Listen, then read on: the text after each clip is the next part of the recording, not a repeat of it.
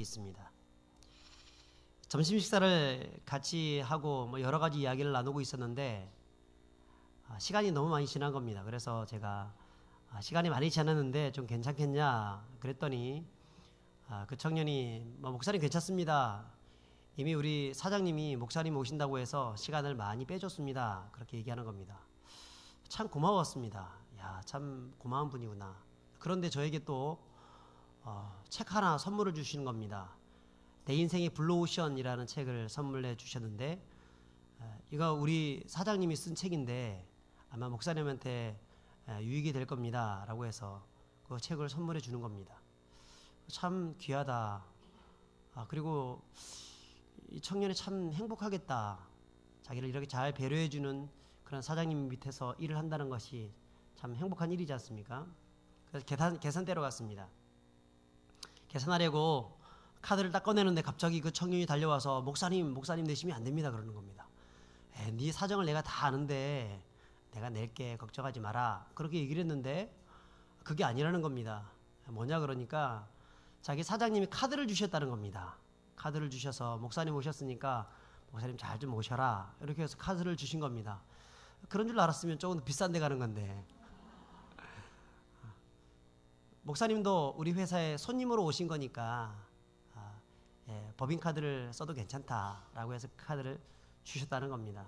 그래서 카드를 결제를 했는데 마음에 너무너무 감동을 받았습니다. 야, 어떻게 이렇게 나를 잘 알지도 못하면서 이렇게 세심하게 배려하고 나를 돌아볼 수 있을까라는 생각들을 했습니다. 이것은 저를 위한 그런 배려이기도 하지만 자기 직원을 위한 배려이기도 할 것입니다. 그러니까 얼마나 그 청년이 그 회사에서 열심히 특심으로 충성을 다하겠습니까? 자기 직원들한테 이거 해라 저거 해라 말을 하기 전에 이 자기 직원들을 위해서 정말 성심성의껏 그들을 배려하고 존중해주고 섬겨주게 된다면 참 그 회사는 잘 될 수밖에 없겠죠. 더군다나 제가 이분이 어떤 분이냐 물어봤더니 어느 교회 집사님이신데 정말 믿음이 좋다는 것입니다. 그러면 그렇지. 그래, 집사님이 저렇게 하니까 아마 주변에도 참 많이 도움이 될 거야. 그런 생각을 했습니다. 그래서 하나님께서 참 이 사람에게 큰 복을 주시기를 참 지나오면서 기도를 했었는데 여러분, 하나님이 복 주겠습니까? 안 주겠습니까? 복 주시겠습니다. 왜 그렇습니까? 복 받을 짓 하니까 복 주시죠. 우리 그렇게 한번 얘기해 봤으면 좋겠습니다. 복 받을 짓 하며 삽시다. 옆 사람한테 얘기하지 마시고 자기한테 한 번 더 복 받을 짓 하며 삽시다. 여러분, 하나님이 복 주시는 사람들이 어떤 사람입니까? 우리가 믿음의 조상 아브라함을 보면 얼마나 많이 복을 받았습니까? 이 사람이 참 복을 받는데 장수의 복을 받았습니다. 175세까지 살았습니다. 또 물질적으로 복을 받았습니다. 당대 최고의 거부가 되었습니다. 더군다나 자녀의 복도 받았습니다. 100세나 된 이 늙은 아저씨가 지금 어떻게 됩니까? 100세나 되어서 자녀를 낳습니다. 먼저 이스마엘을 낳았고 이삭을 낳고 난 이후에 또 이 구두라를 통해 가지고 6명의 아들을 또 낳습니다. 합이 8명의 아들을 낳습니다. 100세 더 넘으신 그 아저씨가 그렇게 하고 있다는 겁니다. 얼마나 많은 복을 받습니까? 더 나아가서 그를 통해서 누가 오십니까? 예수님이 오시지요. 나중에 그의 후손으로서 예수 그리스도 메시아가 이 땅 가운데 오시는 최고의 축복을 얻게 되었습니다. 하나님이 그를 향해서 너는 복이 될지라 라고 얘기하죠. 너는 복의 근원이 될지라. 내가 너를 축복하는 자에게 내가 그에게 복을 주실 거고 너를 저주하는 자에게 내가 그에게 저주하겠다 라고 얘기하죠. 이때 복이 될지라 혹은 복의 근원이 될지라 라고 하는 이 단어는 쉽게 얘기해서는 복덩어리가 될지라 라는 뜻입니다. 복덩어리가 될지라. 내가 나가서 복을 받고 들어와도 복을 받고 내 떡 반죽 그릇이 복을 받고 내가 어디에 가든지 무엇을 하든지 복을 받을 뿐 아니라 그 복을 다른 사람에게 나눠줄 수 있는 그런 복덩어리가 되게 할 것이다 라고 축복했다는 것입니다. 우리 시간에 옆에 계신 분에게 그렇게 한번 축복합시다. 당신은 복덩어리입니다. 한 번 더 합시다. 당신은 우리 교회의 복덩어리입니다. 여러분, 저와 여러분들 전체가 다 하나님의 교회의 복덩어리가 되어질 줄 믿습니다. 그렇게 되기를 주 이름으로 축복합니다. 자, 그러면 왜 아브라함이 이런 복덩어리가 될 수 있었을까요? 그것은 우리가 흔히 알던 바로 그의 믿음 때문이었을 것입니다. 그의 믿음이 그를 구원하게 했고, 그 믿음 때문에 그런 행복한 인생이 될 수 있었습니다. 또 믿음 때문에 믿음의 조상 아브라함이 될 수 있었습니다. 그런데 그 믿음뿐 아니라 또 다른 게 있었습니다. 그게 뭐냐면 다른 사람을 위한 배려와 섬김. 여러분, 그의 배려와 섬김 또한 무시할 수가 없습니다. 아브라함이 얼마나 나그네를 잘 접대했습니까? 그의 믿음만 가지고 있던 것이 아니라 그런 믿음을 삶으로 표출하면서 다른 사람을 접대하는 사람이었습니다. 창세기 18장에 보시면 거기에 부지 중에 천사를 접대하는 일이 있었죠. 뭐 자기가 일부러 천사를 접대하기 위해서 거기 기다렸던 것이 아닙니다. 그는 항상 평소에 자기 옆 그 집 앞을 지나가는 그런 나그네를 두고 보지 못하는 겁니다. 천성적으로 두고 보지 못하는 겁니다. 초대합니다. 풍부한 것들로 우유와 또 양과 고기와 이런 것들을 잡아가지고 그들을 접대했습니다. 그러니까 천사를 접대하고 나중에 그것 때문에 자기 조카를 구원하는 그 놀라운 축복도 받게 되지요. 저는 이 아브라함처럼 우리 모두가 어디를 가나 무엇을 하든지 그렇게 복을 받고 또 복을 나눠줄 수 있는 다 복덩어리들이 될 수 있기를 축복하는 것입니다. 오늘 성경에도 보시면 바로 이 복덩어리 여인이 등장합니다. 복덩어리 여인. 우리 8절을 같이 읽어보겠습니다. 8절입니다. 하루는 엘리사가 수넴에 이르렀더니 거기에 한 귀한 여인이 그를 간권하여 음식을 먹게 하였으므로 엘리사가 그곳을 지날 때마다 음식을 먹으러 그리로 들어갔더라. 여기서 이 여인의 이름이 누군지에는 나타나지 않지만 흔히들 이 여인을 수넴 여인이라고 이야기합니다. 수넴은 갈릴리 아랫지방, 그러니까 사마리아에서 갈멜산으로 지나가는 그 통로 속에 있는 한 작은 성이었습니다. 엘리사는 갈릴리에 자주 갔었기 때문에 그곳을 갈 때마다 이 수넴성을 통과해서 가야 했습니다. 8절에 보면 이 여인에 대해서 수식어가 하나 붙고 있습니다. 자, 뭐라고 되어 있습니까? 귀한 여인이라고 되어 있습니다. 귀한 여인. 여기서 이 귀하다라는 그런 표현은 히브리어로 뭐라고 하냐면 부한, 존귀한이라는 뜻입니다. 부유한, 존귀한. 아마 이 여인은 그 수넴 지방에서 굉장히 부유한 여인이었을 거라고 봅니다. 그리고 그것을 가지고 존귀하다는 그런 말은 아무나 쓰지 않지 않습니까? 뭐 부자라고 해서 존귀하다 말을 쓰지 않습니다. 아마도 이 부유함을 가지고 다른 사람들을 유익해 하고 그 수넴 지방에 있는 가난하고 연약한 사람들을 많이 도왔던 그런 여인으로 볼 수 있습니다. 자, 그뿐 아니라 이 귀한 이 단어는 또 위대한이라는 뜻도 있습니다. 그래서 영어 성경에는 great woman이라고 써 있습니다. great woman, 위대한. 이 여인은 어떤 여인이냐? 위대한 여인이라는 것입니다. 정말 대단한 여인. 위대한 여인이란 말을 듣는다는 것, 더군다나 가부장적 시대 속에서 남자가 위대한 것이 아니라 여자를 향해서 위대한 여인이다 라고 쓴다는 것은 아마도 그가 가지고 있는 그런 재력이라든가 그가 가지고 있는 그 헌신적인 그런 마음 가지고 그 수넴 땅을 살렸던 그런 여인이었기 때문에 그랬을 거라고 본다는 것입니다. 제가 살던 제 고향에 그 만덕할망이라고 있습니다. 만덕할망 뭐 들어보신 분? 네, 굉장히 유명한 사람입니다. 1700년대에서 1800년대 사이에 살았던 그런 분인데 제주도에 굉장히 흉년이 들어서 큰 어려움을 겪게 되었습니다. 근데 이분은 자기의 전 재산을 다 팔아가지고 그 제주도에 있는 도민들을 먹이고 살리고 입히고 세웠습니다. 그것을 기려가지고 이 제주도 사람들은 이 할머니를 만덕할망이라고 해서 너무 지금까지도 이 사람을 존귀한 여인, 위대한 여인으로 그렇게 세우고 있다는 것입니다. 지금도 이 만덕할망에 대한 그런 전설은 위대한 전설이 되었습니다. 여러분, 저는 저와 여러분들이 우리 교회 전체에 위대한 전설들이 될 수 있기를 축복합니다. 레전드라 그러죠. 레전드. 부평교회 하면 그 집사님이 생각이 나고 또 권사님이 생각이 나고 또 어떤 건물이 들어가면 그 집사님, 권사님, 장로님의 손길이 생각이 나서 그냥 눈물이 흐르고 뭔가 따뜻한 마음이 들면서 자녀들한테 그래 옛날에 우리 교회에 이런 집사님이 계셨는데 이런 권사님, 장로님이 계셨는데 참 그분이 계셨을 때 우리 교회는 뛰어난 그런 교회였고 위대한 교회가 될 수 있었다. 지금 이렇게 너희들이 혜택을 누리고 있고 복을 받고 있는 이유도 바로 그런 그 집사님, 그 권사님, 그 장로님 때문에 그런 것이다 라고 이야기를 들을 수 있는 여러분 그런 전설들 우리 전체가 그런 하나님 나라의 전설들이 될 수 있기를 주 이름으로 축복합니다. 자, 그렇다면 여러분 이 수냄 여인이 도대체 어떤 여인이길래 이런 최고의 찬사, 부한, 존귀한, 위대한 그레이트 우먼이라고 하는 그런 찬사를 받고 있었을까요? 그것은 세 가지로 말씀드릴 수 있습니다. 첫 번째는 뭐냐면 그녀는 현숙한 여인이었다는 것입니다. 현숙한 여인.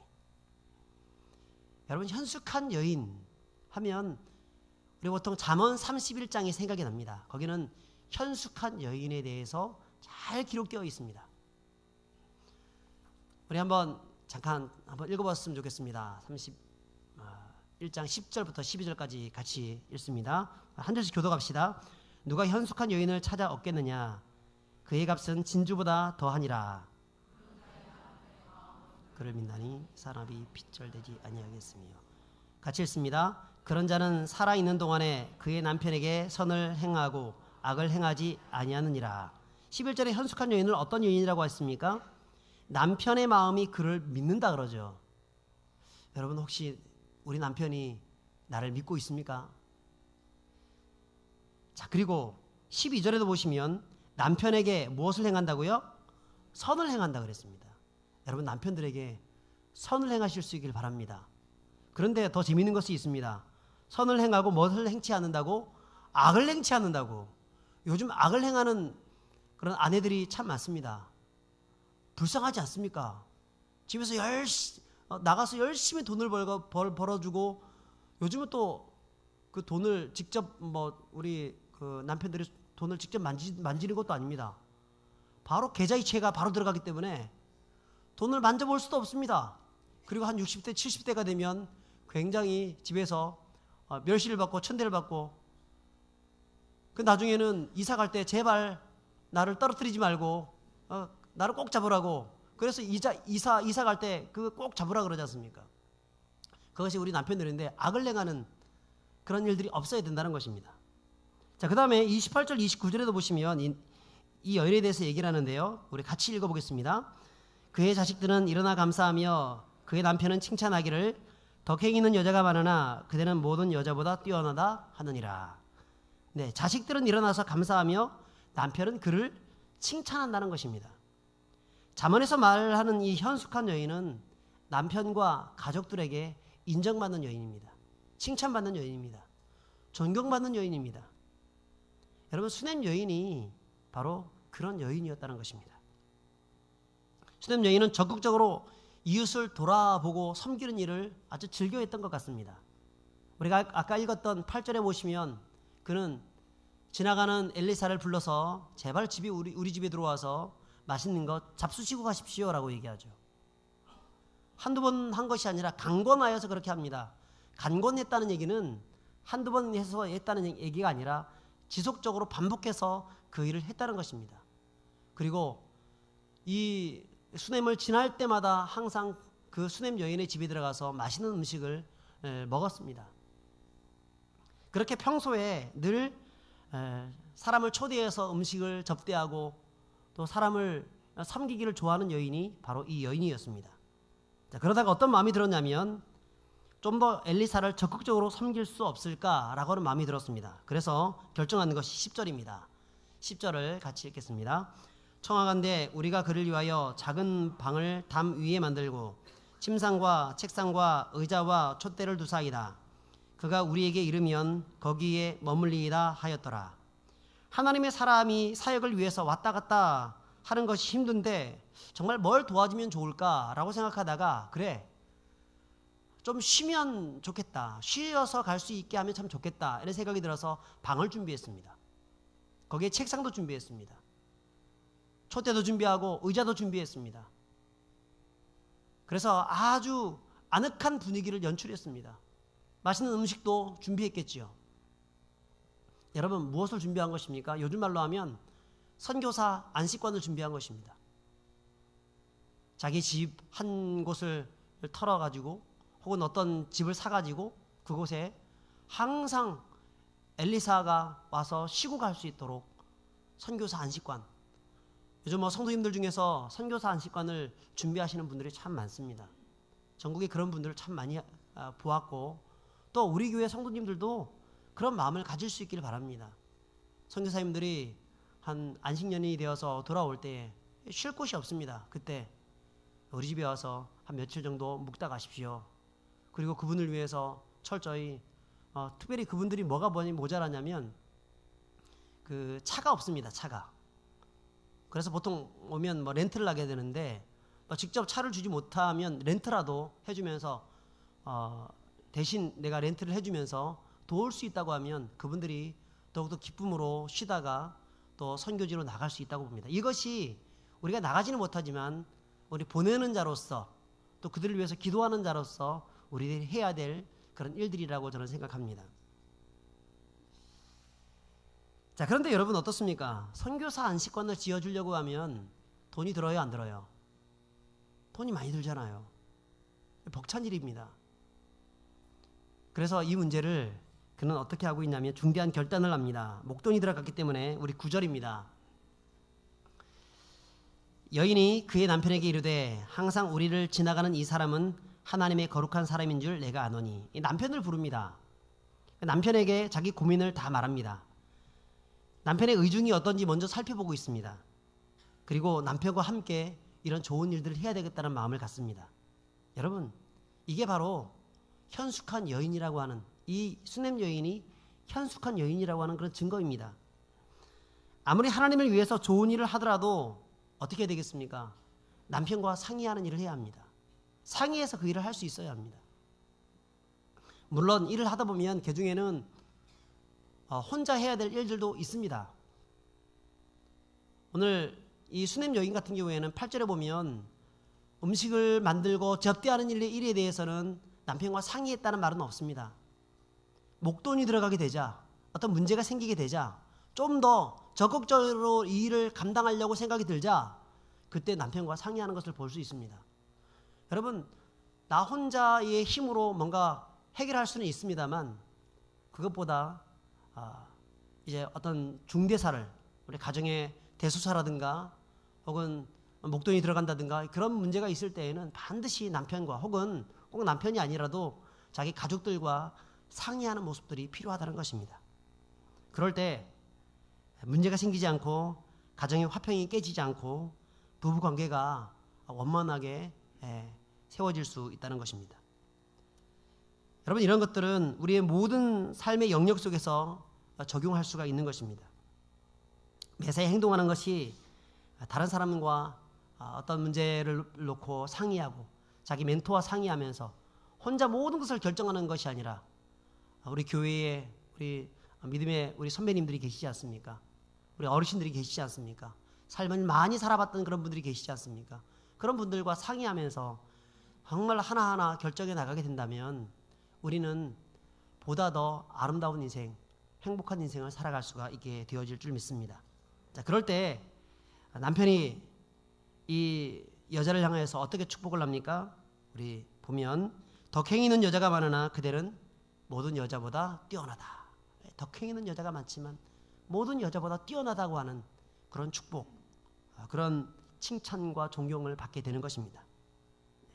사랑하는 여러분, 우리 교회 성도들은 모두 다 바로 이런 분들이 될 수 있기를 축복합니다. 덕행 있는 여자가 많으나 그대는 모든 여자들보다 뛰어나다. 세상에 수많은 사람들이 많지만 당신은 정말 지혜로운 사람이다. 당신은 정말 존경스러운 사람이다 라고 하는 그런 이야기를 들을 수 있는 그런 현숙한 분들이 될 수 있기를 주 이름으로 축복합니다. 두 번째로 수냄 여인이 칭찬받은 여인이 될 수 있었던 이유는 이웃을 위한 생각이 매우 주밀했기 때문에 그렇습니다. 우리 10절을 보시면 청하건대 우리가 그를 위하여 작은 방을 담 위에 만들고 침상과 책상과 의자와 촛대를 두사이다. 그가 우리에게 이르면 거기에 머물리이다 하였더라 라고 말씀합니다. 엘리사가 시고 가기에 편안한 안식관을 만들기 위해서 수냄 여인이 얼마나 사려 깊게 행동을 하고 있는지를 잘 보여줍니다. 엘리사는 그런 모습을 보면서 당신의 행동이 정말 주밀하다라고 합니다. 개역 한글판에는 이렇게 적혀 있습니다. 주밀하다라는 그런 단어를 잘 적혀 있습니다. 엘리사가 자기 사환에게 이르되 너는 밑에 거는 아닙니다. 너는 저에게 이르라. 내가 이같이 우리를 위하여 생각이 주밀하도다. 개역 한글판에는 이 주밀하다는 그런 단어로 쓰여져 있고요. 개역 개정판에는 세심한 배려라고 이렇게 번역을 하고 있습니다. 사실은 세심한 배려, 이 세심한 배려 이거보다 주밀하다라는 그런 단어가 훨씬 더 성경적입니다. 무엇입니까? 이 주밀하다는 단어가 바로 히라드라고 해서 히브리어로 두려워하다, 떨다, 조심스럽다는 그런 단어입니다. 자, 그러면 무엇입니까?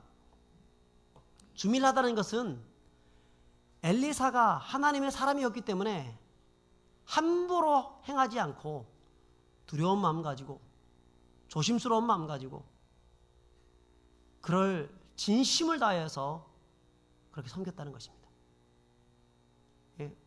개역 개정판에는 너무나 우리를 세심하게 배려를 해가지고 이렇게 의역을 많이 하고 있습니다. 세심한 배려.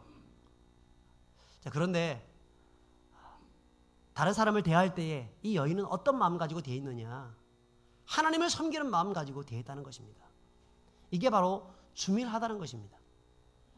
이 주밀하다는 것을 한국어 사전에는 염려하며 돌보다, 사려 깊게 보살피다 라는 단어입니다.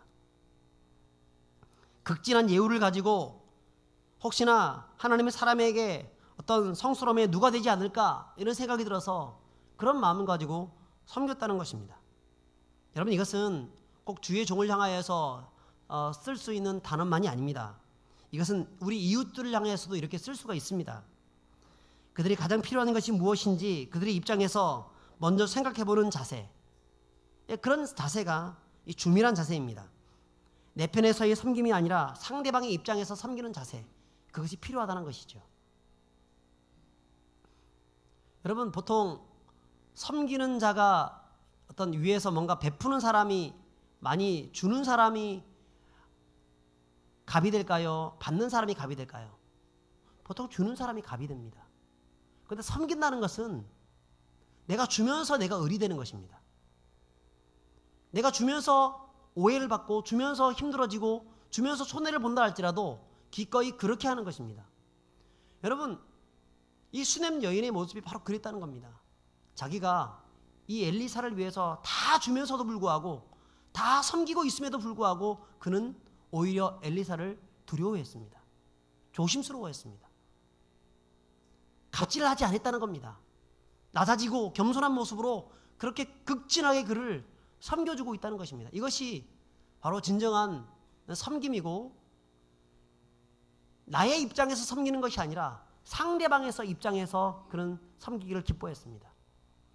여러분, 우리가 섬기는 모습들은 어떤 섬김이냐면 자꾸 내 입장에서 섬기려고 하기를 좋아합니다. 저 사람이 어떻든 말든 내가 편하면 좋지 라는 생각 가지고 섬기기를 좋아합니다. 그러나 진정한 섬기는 내 입장이 아니라 상대방의 입장에서, 내가 설령 을이 되고 내가 설령 문제가 된다 할지라도 저 사람이 나에게 혹시나 갑질을 한다 할지라도 기꺼이 그렇게 할 수 있는 모습, 여러분, 그것이 진정한 섬김이라는 것이죠. 예수님께서 이 땅에 오신 목적이 무엇입니까? 섬기러 오셨습니다. 섬김을 받으려 함이 아니라 섬기려 오고 자기의 몸을 모든 사람들의 희생제물로 주기 위해서 오셨습니다. 그게 진정한 섬김의 모습이죠. 전에 그 국세청 국민권익위원회에서 일하는 분의 글을 읽은 적이 있습니다. 한 번은 칠순이 가까워 보이는 한 아주머니가 자기를 만나러 왔는데 자기 앞에서 하염없이 울더라는 겁니다. 이 조사관이 도대체 왜 그렇게 우십니까? 그랬더니 자기의 자초지정을 다 얘기하는 겁니다.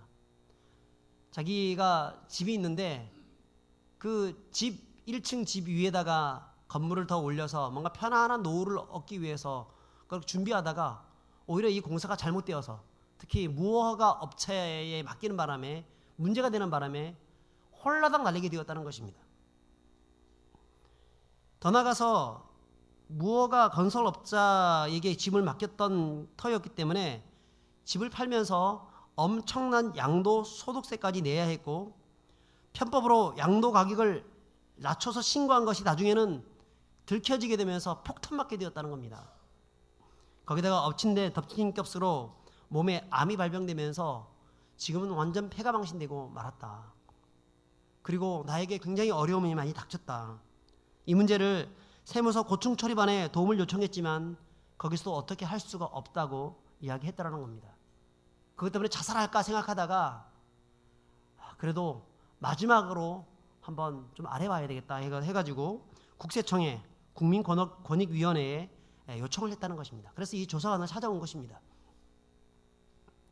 처음에는 이 아주머니 말을 들으면서 세무서의 고충처리반이 얼마나 좀 조사를 많이 했을까라고 해서 대충 해서 넘기려고 생각을 했었는데 갑자기 한쪽에서 그런 생각이 들더라는 겁니다.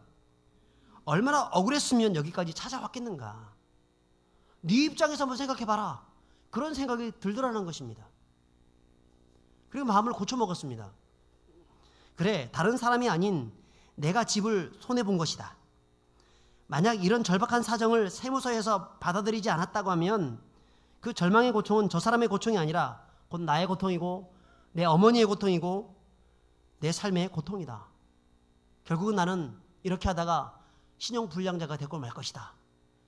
그 사람의 그 아픔을 자기 아픔으로 자기 생각하면서 그 입장으로 생각하면서 그런 마음을 가져보니까 그냥 절박한 마음밖에 안 들더라는 것입니다. 정신이 벌쩍 들더라는 것입니다. 그래서 그때부터 이 일을 남의 일이 아니라 내 일처럼 생각하게 되었고 동분서주하면서 열심히 백방으로 돌아다닌 나머지 마침내 이 일이 잘 해결될 수가 있었다고 합니다.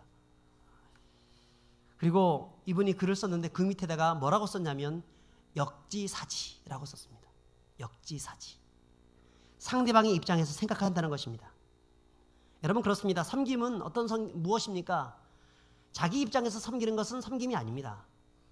상대방의 입장에서 섬기는 것이 진짜 섬기는 것입니다. 그 사람이 왜 저렇게 어려움을 당하고 있을까?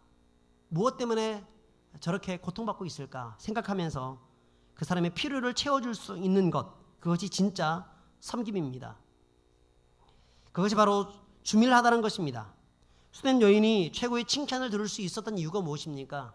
자기 입장에서 섬기는 것이 아니라 상대방의 입장에서, 엘리사의 입장에서. 내가 엘리사라고 하면 여기를 거쳐가지고 밤늦게까지 저 갈멜산으로 올라가야 되는데 얼마나 힘들까? 오히려 하룻밤을 여기서 묵고 가는 것이 훨씬 좋지 않을까? 정말 엘리사의 입장에서 섬기고 있다는 것입니다. 그래서 하나님께서는 그런 수된 여인을 칭찬하고 있고 축복하고 있는 것입니다. 여러분 어떻습니까? 우리는 어떤 모습으로 섬기고 있습니까? 다들 아마 각자 나름대로의 어떤 섬김들을 하고 있을 것입니다. 그런데 그 섬김은 내 입장이 아니라 상대방의 입장으로, 이웃의 입장으로 섬기는 우리가 되어야 한다는 것입니다. 마지막으로 수뎀 여인이 최고의 칭찬을 들을 수 있었던 이유가 있습니다. 그것은 삶으로 하나님을 섬겼기 때문에 그렇습니다. 한번 따라서 하면 좋겠습니다. 말이 아니라 삶으로 하나님을 섬겼습니다. 그렇습니다. 말이 아니라 삶으로 하나님을 섬겼습니다. 자, 그런데 참 이해가 되지 않는 그런 구절이 한 가지 있습니다. 우리 16절입니다. 같이 읽어보겠습니다. 엘리사가 이르되 한 해가 지나 이때쯤에 내가 아들을 안으리라 하니 여인이 이르되 아니로소이다. 내 주 하나님의 사람이여 당신의 계집종을 속이지 마옵소서 하니라. 여러분, 이상하지 않습니까? 엘리사가 지금 이 여인의 모습을 보면서 정말 감동을 받았습니다. 그래서 하는 얘기가, 그래, 이제 너에게 아들이 있을 것이다. 엘리사가 지금 이 여인에게 무슨 문제가 있었는지 사환을 통해 가지고 조사하라고 했습니다. 그러니까 사환이 뭐라고 합니까? 내 다 가지고 있지만 이 여인은 아기가 없습니다. 아들이 없습니다. 그의 남편은 이미 늙었습니다. 그러니까 이 여인에게 가장 필요한 것이 무엇입니까? 아들입니다. 그래서 아들을 주겠다고 했습니다. 자, 그런데 이 여인은 어떻게 반응하냐면, 아닙니다. 계집종을 속이지 마십시오. 그런 일이 있을 수 없습니다. 내가 온 평생을 아이 한번 낳아보기 위해서 지금까지 얼마나 노력을 많이 했는데, 그러다가 남편이 늙었습니다. 이제는 낳을 수 없습니다. 불가능합니다. 여러분, 믿음이 있습니까? 믿음이 없습니까? 믿음이 없습니다. 주겠다는데 무슨 이렇게 말이 많습니까? 믿음이 없습니다. 근데도 보면 나중에 17절에 보시면 하나님이 그녀에게 아들을 주십니다. 믿음이 없는데 어떻게 이렇게 하나님께서 그에게 응답해 주시고 복을 주십니까? 여러분, 이 모습을 통해서 우리가 배울 수 있는 두 가지 중요한 교훈이 있습니다. 뭐냐면, 당신의 계집종을 속이지 마십시오 라고 하는 이것을 통해서 알 수 있는 것이 뭐냐면, 첫째는 뭡니까? 그녀의 섬김의 동기는 순수했다는 것입니다. 뭘 얻기 위해서 섬긴 것이 아닙니다. 아들 한번 낳아보기 위해서 섬긴 것이 아닙니다. 엘리사는 이미 북왕국 이스라엘의 굉장히 유명한 선지자였습니다. 그를 통해서 수많은 기적들이 행했었습니다. 그가 한마디 하게 되면 엄청난 기적이 나타날 수 있고 아기도 태어날 수가 있습니다. 그런 엘리사입니다. 그러면 자기 가지고 있는 돈 가지고 그런 엘리사를 극진히 모습을 통해 가지고 뭔가 얻어내려고 하는 그런 마음이 있을 수 있지 않습니까? 그런데 주겠다 그러니까 계집종을 속이지 마십시오 라고 하면서 그것을 거절하고 있습니다. 무엇입니까? 동기가 순수했다는 것입니다. 여러분, 하나님은 어떤 사람을 사용하십니까? 어떤 마음을 받으십니까? 순수한 동기를 가지고 섬기는 사람들을 받으시는 것입니다. 어떤 목적 가지고, 어떤 이유를 가지고. 여러분, 한국 교회가 문제가 뭐냐면 전도하는 거 좋습니다. 전도하는 거 좋아요. 근데 전도에 열심히 있는 분들은 보면 전도의 목적 가지고 그렇게 합니다. 순수한 동기, 예수 믿지 않는 사람들은요, 그 사람들 향해서 열심히 도왔는데 나중에 보면 교회 가자 자꾸 얘기를 하면 그러면 그렇지 뭐 이유가 있었어 이렇게 얘기하기를 좋아한다는 겁니다. 여러분, 우리 마음에 전도의 목적까지도 내려놓을 수 있어야 합니다. 그러다 보면 무엇이 이루어집니까? 하나님이 그 마음에 진짜 감동을 주는 겁니다. 여러분, 감동을 주는 것은요, 내 모든 목적들, 선한 목적이든 좋지 않은 목적이든 다 내려놓아야 합니다. 전폭적으로 그 일을 행해야 합니다. 그러면 하나님께서 그 일을 통해서 그 영혼을 전도하시는 겁니다. 그런데 우리는 자꾸 뭔가 내가 어떤 공로를 만들어내기 위해서, 뭔가 만들어내기 위해서 자꾸 선한 일을 하기를 좋아한다는 것입니다. 여러분, 그것까지도 내려놓을 수 있기를 주님으로 축복합니다. 그러면 주님이 알아서 채워주시는 것입니다. 둘째는 이것을 통해서 우리가 알 수 있는 것이 무엇입니까? 그녀는 삶으로 자신의 믿음을 보였다는 것이죠. 우리는 착각할 때가 있습니다. 말로 믿습니다 많이 하면 그게 믿음이 있는 거라고 착각하기를 좋아합니다. 말로는 믿는다는 말을 누구나 할 수 있습니다. 근데 진짜 중요한 것은 정말 그 믿는다라고 얘기한 대로 행동하고 있느냐가 더 중요한 거죠.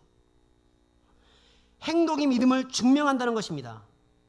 여러분, 수넴 여인을 보면 마치 믿음이 없어 보입니다. 주겠다고 하는데도 불구하고 그런 일 없습니다. 나를 속이지 마십시오. 그렇게 얘기합니다. 자, 그런데 여러분, 가만 보십시오. 이 여인은 믿음이 없는 게 아닙니다. 이 엘리사를 어떤 사람으로 생각했냐면 9절에 보시면 하나님의 거룩한 사람인 줄 내가 아노니라고 합니다. 엘리사가 하나님의 거룩한 사람, 하나님으로부터 온 사람인 줄 그가 알고 있습니다. 남편을 향해서 이 사람을 섬겨야 할 이유가 바로 하나님의 거룩한 사람이기 때문에 우리가 섬겨야 한다고 그렇게 말을 하고 있습니다. 여러분, 당시 엘리사가 활동했을 때 그 시대는 북왕국 이스라엘 시대입니다. 바알이 판치고 있었습니다. 선지자들은 핍박을 당하고 유리방황하고 심지어는 죽임을 당하기도 했습니다. 백성들은 바알과 하나님 사이에서 머뭇머뭇거리면서 혼합주의적인 그런 신앙 가운데 살아갔습니다. 그래서 예수 믿는 사람들, 하나님을 믿는 사람들은 참 어려움 당하고 고통받았습니다. 자, 그때 하나님의 거룩한 사람을 향해서 이렇게 적극적으로 헌신해야 하고 있다는 얘기는 무엇을 의미합니까? 그는 말로만 신앙이 아니라 행동하는 신앙을 가졌다는 것입니다. 핍박 중에서, 환난 중에서, 어려움 당할 때 하나님을 위해서 자신의 가진 것을 기꺼이 아낌없이 드릴 수 있는 모습들, 여러분, 그것이 진짜 믿음의 삶으로 드려지는 믿음의 모습이라는 것입니다. 그런 모습들을 어떤 믿음이라고 합니까? 행함이 있는 믿음이라고 그러죠. 야고보서 2장 19절부터 보시면 그렇게 말씀합니다. 우리 한 절씩 교독하면 좋겠습니다. 내가 하나님은 한 분인 줄 아느냐? 잘 아는도다. 귀신들도 믿고 떠느니라.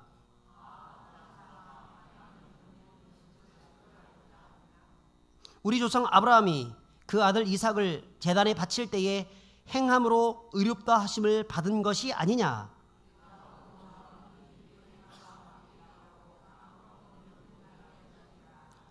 마지막에 26절에 우리 뭐라고 합니까? 같이 읽습니다. 영혼 없는 몸은 죽은 것이 같이 행함이 없는 믿음은 죽은 것이니라. 여러분, 행함이 없는 믿음은 죽은 것이라고 합니다. 섬김이 없는 제자 훈련, 여러분, 죽은 훈련입니다. 여러분, 행동이 없는 성경 공부, 죽은 공부입니다. 말씀 묵상이 좋은 거지만 적용이 없는 말씀 묵상, 죽은 것입니다. 의미가 없는 것입니다. 여러분, 믿음이 있다고 하면 행함이 반드시 따라와야 하는 겁니다. 그렇지 않으면 그 모든 것은 절간의 목탁소리와 다를 바 없는 것입니다. 수뎀 여인이 위대한 여인이 될 수 있었던 이유는, 존귀한 여인이라고 칭함받을 수 있었던 이유는, 그는 믿음보다는, 그러니까 마음에 있는 그것보다는 삶을 통해서 자신의 어떤 믿음이 있다는 것을 증명해 보였기 때문에 그렇습니다. 결국 하나님께서 그를 어떻게 축복하십니까? 우리 17절에 같이 읽습니다. 여인이 과연 잉태하여 한 해가 지나 이때쯤에 엘리사가 여인에게 말한 대로 아들을 낳았더라. 할렐루야. 하나님이 저와 여러분들 가운데 이런 놀라운 은혜와 축복이 나타날 수 있기를 주 이름으로 축복합니다.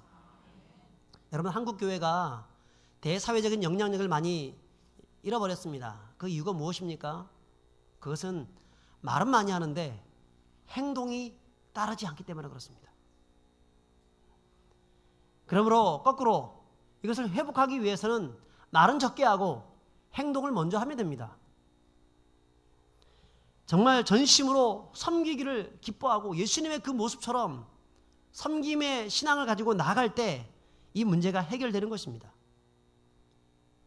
전도를 하게 되면 대학생들을 향해서 대학생 선교단체에서 설문조사를 했습니다. 당신이 종교를 갖는다고 하면 어느 종교를 갖겠습니까? 물어봤더니 거의 60여 % 되는 사람들이 불교를 갖겠다는 겁니다. 왜 불교를 갖겠습니까? 물어봤더니 불교에서는 뭐 절에 오라 말라 이런 말이 없다는 겁니다. 그래서 편안하게 1년에 한 번 정도 부모님 따라서 가게 되기 때문에 편안하니까 거기 간다는 겁니다. 그러면 거꾸로 물어봤습니다. 그러면 왜 교회는 오기 싫어합니까? 그랬더니 가장 많이 대답한 그런 대답이 사람 때문에 가기 싫다는 겁니다. 예수님은 좋은데, 교회의 말씀은 좋은데 사람이 싫다는 겁니다. 왜 사람이 싫으냐 그랬더니 사람들이 앞으로 말을 하는데 뒤에서는 딴짓을 한다는 것입니다. 그러면서 재미있는 아주 예를 들었습니다. 우리 집에 누구누구가 있는데 교회를 열심히 다니는 집사님입니다. 아마도 대학생이었기 때문에 그의 부모님이겠죠. 그냥 누구누구라고 말은 못하겠고, 우리 집에 누구누구 있는데 교회 열심히 다니는 집사님이십니다. 그런데 교회에서 행동과 집에서 행동이 왜 그리 다른지 모르겠습니다. 그러니까 아무리 교회 가자 그래도 가기가 싫습니다. 차라리 불교에 가겠습니다. 그렇게 했다는 것입니다. 여러분, 말만 앞서고 행동이 따르지 않으면 욕을 먹습니다. 우리의 믿음과 함께 예수 그리스도를 믿는다고 하면 같이 동전의 양면처럼 따라와야 되는 것이 있는데, 그것이 섬김의 모습입니다. 예수 믿지 않는 사람들이 예수 믿는 사람들을 보고 뭐라 그러는 줄 아세요? 물에 빠지면 입만 동동 뜬다, 그렇게 얘기하죠. 요즘은 좀 바뀌었습니다. 물에 빠지면 다리만 동동 뜬다 그럽니다. 왜냐하면 물고기하고 계속 얘기해야 되니까. 여러분, 참 부끄러운 말이죠. 행동이 따라가는 신앙, 여러분, 이것이 섬김이 있는 신앙, 온 마음과 상대방 입장을 가지고 섬길 수 있는 신앙, 여러분, 그런 신앙이 필요하다는 것입니다. 마지막으로 그 포항에 있는 어떤 의사 부부의 이야기를 들려드리고 말씀을 맺겠습니다. 이 부부가 과일 가게에 사과를 사러 갔습니다. 부인 집사님이 과일 가게에 가서 썩은 것을 다 골라내가지고 아주 성하고 좋은 것만 그렇게 골라내는 겁니다. 시간이 너무 걸리니까 남편이 대충 해라고, 왜 그렇게 그렇게 고르냐고. 그러자 부인이 가만히 있으라고, 내 돈 주고 내가 사는 건데 좋은 거 골라서 그렇게 먹어야지, 그래야 맛있지. 그래서 열심히 고르더라는 겁니다. 그걸 보던 남편 집사님이 그냥 지나간 말로 그런 말을 했다는 겁니다. 아니, 그냥 대강 하지. 그래도 당신 예수 믿는데 그렇지 않은 사람과 뭐가 달라, 그렇게 했다는 거예요. 아무런 생각 없이 그렇게 얘기한 겁니다. 자, 그 말을 듣자 부인 집사님이 어떻게 했습니까? 그래도 꾸역꾸역 썩은 사과를 치우고 좋은 사과만 골라가지고 집으로 가지고 온 겁니다. 그리고 그 골라 가진 걸 가지고 깎아 먹는데, 자꾸 아까 남편이 했던 말, 당신 예수 믿는데 그렇게 하면 예수 안 믿는 사람과 뭐가 달라, 그 말이 자꾸 생각이 나서 이 사과가 목에 넘어가질 않는다는 겁니다. 넘어가지 않아요. 너무 마음에 걸려서 다음부터 사과 사러 갈 때 마음을 고쳐 먹었습니다. 그냥 아무거나 닥치는 대로 그냥 골라와야 되겠다. 그냥 닥치는 대로 골라왔습니다. 그래서 집에 와가지고 썩은 사과를 잘라가지고 베어 먹으니까 이거 얼마나 맛있는지, 너무 맛있는 겁니다. 그래서 다음부터는 썩은 사과를 좀 많이 사와야 되겠다는 생각이 들어가지고 이제 그 사과 가게에 갈 때마다 썩은 사과를 일부러 골라가지고 그렇게 하는 겁니다. 몇 번을 그렇게 반복하니까 나중에는 그 사과 주인 아주머니가, 아니, 사과 고를 줄을 왜 그리 모르세요? 그렇게 사과 고르는 게 아닙니다 라고 하면서 그 사과를, 좋은 사과를 골라가지고 담아주는 겁니다.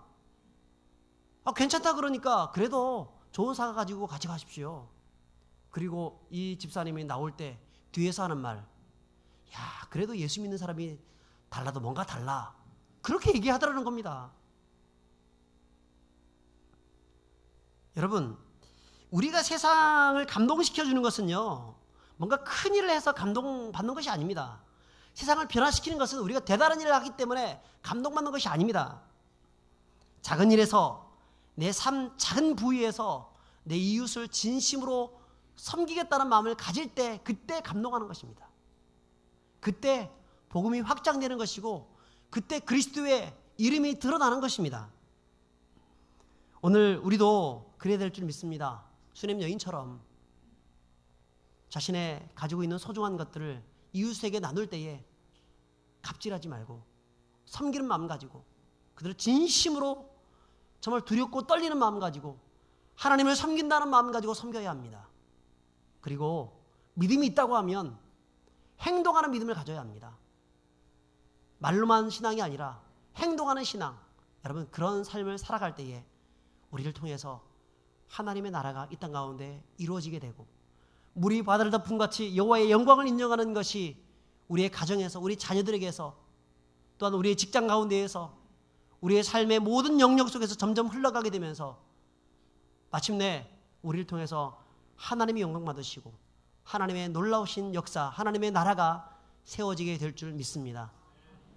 이 사실을 기억하시면서 오늘도 내가 그런 삶을 살겠다고 믿음으로 결단하시는 믿음의 백성들 될 수 있기를 주 이름으로 축복합니다. 우리 함께 찬양합시다. 오직 주의 사랑에 매여 내 영 기뻐 노래합니다. 이 소망의 언덕 기쁨의 땅에서 주께 사랑 드립니다. 나에게 주신 이 사명들, 이 소명들, 섬김의 소명으로 우리의 부르심을 받았는데 그 일을 위해서 정말 잘 감당할 수 있는 사람 되게 하여 주옵소서. 주를 위해서 내 삶 온전히 드리겠다고 결단하시는 그런 믿음의 백성들 될 수 있기를 바랍니다. 함께 찬양합시다.